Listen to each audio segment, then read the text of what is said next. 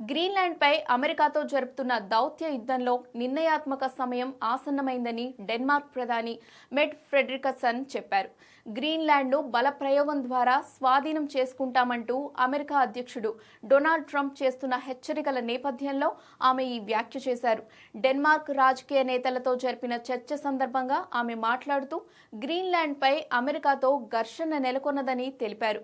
Greenland భవిష్యత్తుపై తక్షణం ఏదో ఒక నిర్ణయానికి రావాల్సిన సమయం వచ్చిందని అన్నారు. కాగా అట్లాంటిక్ సహా ఎక్కడ అవసరమైతే అక్కడ మా హక్కును పరిరక్షించుకునేందుకు సిద్ధంగా ఉన్నామని మరోసారి స్పష్టం చేశారు. అంతర్జాతీయ చట్టంపై ప్రజల స్వయం నిర్ణయాధికార హక్కుపై తమకు నమ్మకం ఉందన్నారు ఆమె. గ్రీన్లాండ్ అమ్మకానికి లేదు, మీ బెదిరింపులు ఆపండి అని ఆమె ఇప్పటికే ట్రంప్కు తేల్చి చెప్పారు. అయితే ట్రంప్ని ఎదిరించి ఎంతవరకు నిలబడగలరో చూడాలి. ఇది ఒక్క గ్రీన్లాండ్ సమస్యే కాదు, ఒక బలమైన శక్తి ఇతర దేశాలను బెదిరించడాన్ని అంగీకరిస్తే అన్ని ప్రజాస్వామ్య దేశాల ఆట ముగిసినట్లే అంటోన్న ఈమె ధైర్యాన్ని మెచ్చుకోవాల్సిందే.